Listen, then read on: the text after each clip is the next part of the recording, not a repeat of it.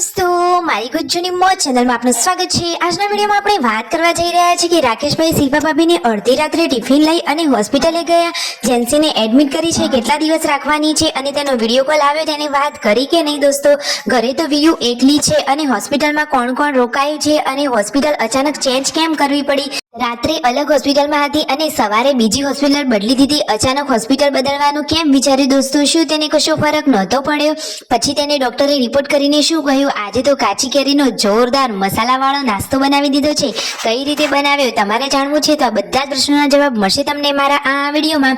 મારી ચેનલ ઉપર નવા હોય તો ચેનલને ફટોફટ લાઈક શેર એન્ડ સબસ્ક્રાઇબ કરી દો। Full video in Thakor family blog channel દોસ્તો, ફૂલ વિડીયોની લિંક ડિસ્ક્રિપ્શનમાં મૂકેલી જ છે, ત્યાં જઈને તમે આખો વિડીયો વોચ કરી શકો છો। આવી ટૂંકી ટચોકડી લાઈવ લેટેસ્ટ ટ્રેન્ડિંગ માહિતી મેળવવા માટે કરી દો મારી ચેનલને ફટોફટ સબસ્ક્રાઇબ। તો ચાલો દોસ્તો, હવે વધારે રાહ ન જોતા આપણે વિડીયોની શરૂઆત કરી દઈએ છીએ। તો આ બાજુ જુઓ, શિલ્પા ભાભી આજે સૌથી છેલ્લા જમવા માટે બેઠા છે, કદાચ બપોરના 2 વાગી ગયા છે, એટલા વાગે એઓ જમી રહ્યા છે, કામ કરતા કરતા મોડું થઈ ગયું હતું। પછી સાંજે જુઓ, રાકેશભાઈ અને તેમના મમ્મી પહોંચી ગયા છે ખેતરમાં, હજુ તો લસણ ખોદવાનું કામ બાકી છે, કામ તો પૂરું કરવું પડશે ને। તો ફાઇનલી હવે તેઓ લસણ ખોદવાના કામમાં લાગી ગયા છે। તો જુઓ, તેમના મમ્મી ખેતરના કામમાં તો બાકી જોરદાર ઝપાટો કરે છે, બધા જ કામ કરવામાં એ તો એક્સપર્ટ છે અને રાકેશભાઈ પણ તેમના મમ્મીને હેલ્પ કરી રહ્યા છે। દોસ્તો, જેન્સીને એડમિટ કરી છે તો આજે રાત્રે ફટોફટ જમવાનું બનાવી અને ટિફિન લઈ હોસ્પિટલે જવાનું છે। તો જુઓ, જમવાનું રેડી થઈ રહ્યું છે, શાક, ખીચડી, રોટલી બધું જ લાઈવ સરસ મજાનું ગરમા ગરમ બની રહ્યું છે। રાકેશભાઈ તો વહેલા જમવા માટે પણ બેસી ગયા છે, કારણ કે આજે ટિફિન લઈ અને છેક વિસનગર જવાનું છે। પહેલા જેન્સુને ખેરાલુ દાખલ કરેલી હતી, પરંતુ તેને દવાથી કંઈ જ ફરક પડ્યો નહીં। પછી સંજયભાઈ અને પૂનમ ભાભીએ ડિસિઝન લીધું કે હવે આપણે હોસ્પિટલ બદલીએ। પછી તેઓ સતલાજના દવાખાના બાજુ જતા હતા, પરંતુ એ ડોક્ટર સાહેબ તો ફરવા માટે સિંગાપુર ગયા છે, તો અઠવાડિયા સિવાય તો આવવાના નથી, તો સારી ટ્રીટમેન્ટ મળી નહીં, એટલા માટે પછી તેઓ તાત્કાલિક ગયા વિસનગર અને વિસનગર હોસ્પિટલમાં તેને એડમિટ કરી છે। 2-3 દિવસ તેને રાખવાની છે, રિપોર્ટ પણ કરાવી લીધા છે અને રિપોર્ટમાં શું આવ્યું દોસ્તો તમને ખબર છે?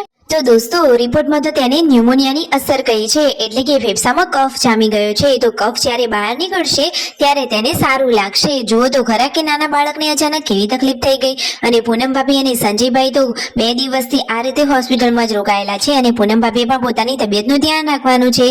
તો જુઓ, સંજયભાઈ, રણજીતભાઈ બધા જ લોકો આજે હોસ્પિટલમાં છે, એટલે કે રણજીતભાઈ ઘરેથી ટિફિન લઈને આવ્યા હતા અને ગાડી ભરી બધા જ લોકો બોલાવવા માટે પણ આવ્યા છે। તો ગાડીમાં કોણ કોણ આવ્યું હતું? રણજીતભાઈ ગાડી ચલાવતા હતા, શિલ્પા ભાભી, રાકેશભાઈ અને ઉષા ભાભી, એટલા લોકો ગાડીમાં આજે હોસ્પિટલ આવ્યા હતા।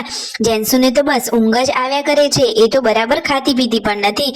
જુઓ તો ખરા કે તેનું શરીર કેવું થઈ ગયું છે। જુઓ, પૂનમ ભાભી તેને આ મગનું પાણી પીવડાવી રહ્યા છે, પરંતુ એ તો પીવે છે ને કહે છે કે મને તો ગળામાં બળતરા થાય છે, એટલે કે ગળામાં થોડું ચાંદી જેવું અને સોજો આવ્યો છે, એટલા માટે એને ગળામાંથી ઉતરતું નથી। જુઓ, એ તો ખાતા ખાતા પણ રડવા લાગી। જુઓ તો ખરા કે નાના બાળકને અચાનક કેવી તકલીફ થઈ ગઈ। સંજયભાઈ કહે છે કે અમારા જેવા મોટાને થાય તો અમે સહન પણ કરી લઈએ, પરંતુ બાળકોને થાય તો અમે શું કરી શકીએ, એટલે એમને વધારે ચિંતા થાય। પછી સંજયભાઈને લોકો ફ્રેશ થવા માટે પહોંચી ગયા છે શિલ્પા ભાભીના સંબંધીના ઘરે, તો ત્યાં જુઓ, પૂનમ ભાભી અને સંજયભાઈ સરસ મજાના ફ્રેશ થઈ ગયા છે અને હવે રિટર્ન તેઓ બધા જઈ રહ્યા છે હોસ્પિટલે। હોસ્પિટલમાં ત્યાં સુધી કોણ રોકાયું હતું? તો ત્યાં સુધી ઉષા ભાભી તેના જોડે રોકાયા હતા। ફાઇનલી હવે કદાચ રાતના 10-11 વાગી ગયા છે, એટલા વાગે હવે રણજીતભાઈની ગાડી લઈને ઘરે રિટર્ન જશે અને પૂનમ ભાભી અને સંજયભાઈ હોસ્પિટલમાં જ રોકાશે।